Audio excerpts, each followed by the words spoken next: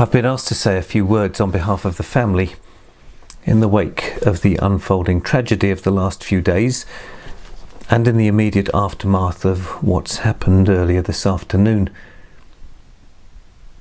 I think it's fair to say that the last few hours have not been easy, that many of you are still in a state of shock, but it's testimony to the man, Jeshua Barjoseph, known more familiarly to you all as Jesus, that you should have taken the time to gather in the way that you have this evening. I know, Mary, that all of us would want to offer to you our condolences at this difficult time. You're well supported by your family and by us as we gather, and of course by young John, of whom Jesus made one final request to take you into his home just hours ago now. You'll be well looked after. But that's for the future. For now we remember with fondness and joy the man who was dear to all of us. I speak then as one who is both part of the religious establishment and also an admirer of Jesus. I came to know Jesus and perhaps to understand the man as well as any of us could. In a sense, I suppose I enjoy the best of both worlds, having as I do one foot in the more orthodox religious camp, but also one foot with you as followers of Jesus. And he saw it the moment he noticed me lurking in the shadows at the edge of the campfire around which many of you were sitting at the time. Come in, out of the shadows, he said, and join us in the light here by the fire, where we can see you properly, he said. And so I came, and I listened, and I was impressed, and I went away again. That's how it was for me with this most impressive of men. Which is what, for me, makes the last few hours so much of a tragedy, that such a young man with so much potential to change lives through his teaching should have had such a willful disregard for his own safety and should have come to such a fate. Who among us knows how the future world might have been changed if only Jesus could have seen the need on occasion for self-preservation? But we are where we are, and obviously we have made the best of the little time we've had with Jesus, so we celebrate the man we have come to know and love, and who has loved us with a passion.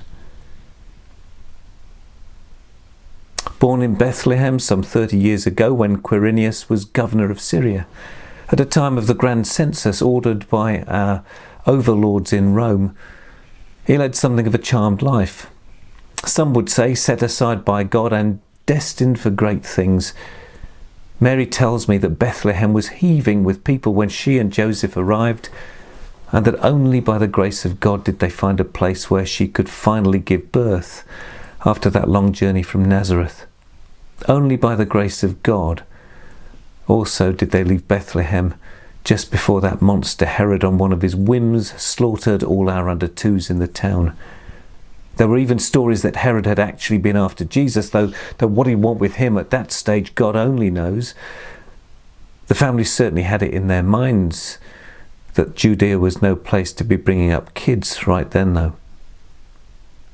Anyhow, only when Herod died did the family see it as safe to return.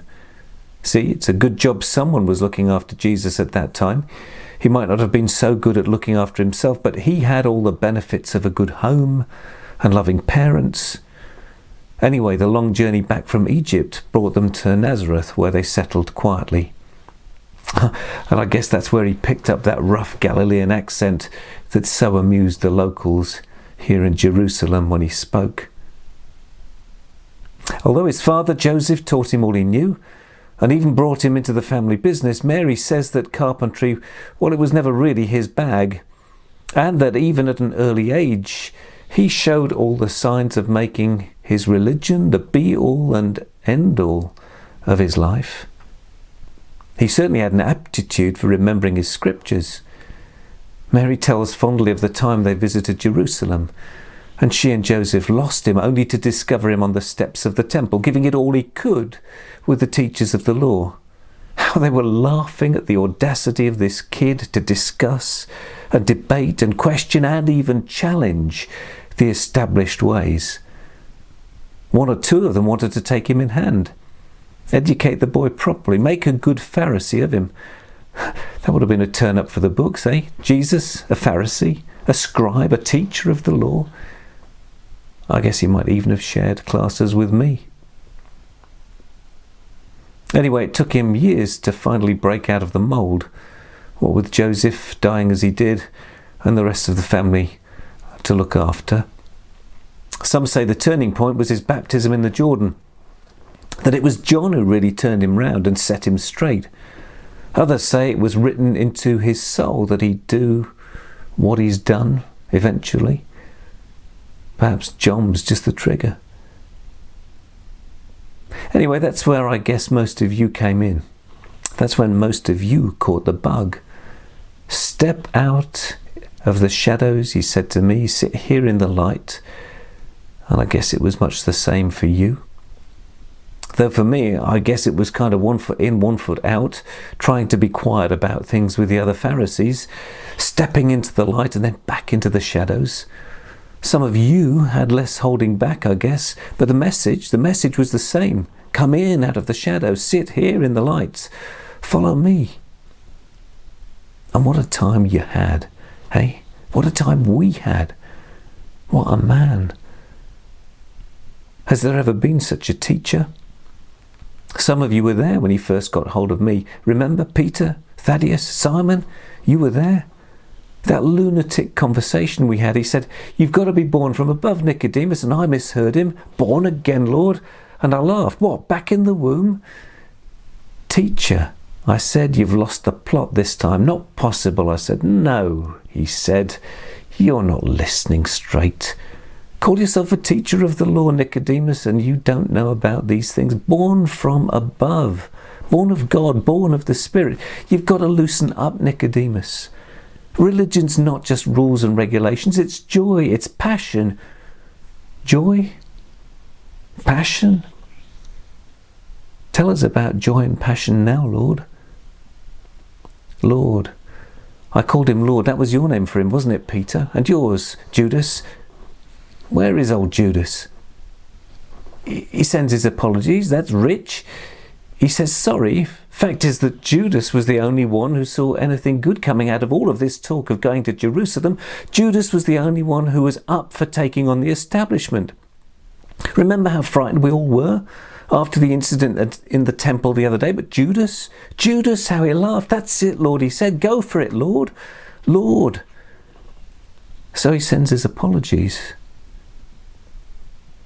Strikes me that maybe it should be many of us who should be apologising. Yes, we were all frightened, but we all said it, didn't we? Even me from my secret hiding place with 1 foot in the shadows and 1 foot in the light. Wherever you go, whatever you do, we'll be there. As best we can, we'll follow. And in a way he told us, he knew it, didn't he? You'll all fall away, he said, and we did. Perhaps none of us should have come today. Perhaps we should all have sent our apologies like good old Judas, the only one with the courtesy not to turn up, the only one who's seen himself as the traitor he really is. Still, we need to move on. In spite of all that's happened lately, in spite of the tragedy, in spite of the tears Jesus wouldn't want us to grieve, in some ways, well, what's happened was his choice. Though some of us kept telling him it wasn't the way, and of course, in some ways he lives on inside us. We might think of ourselves as born from above, born of the Spirit, but the groundwork's there. His teaching lives on.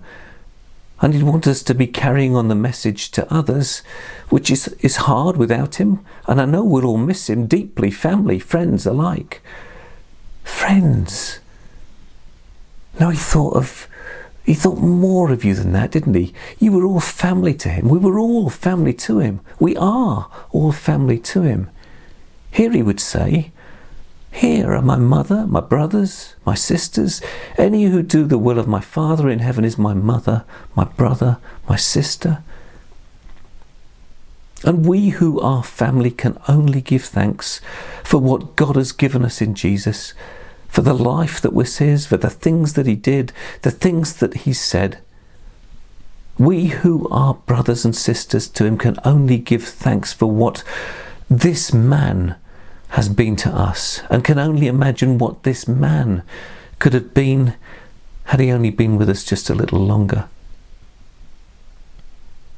But the tomb is now filled, and the stone is now rolled into place, and the light of this man's life is extinguished once and for all. Once and for all.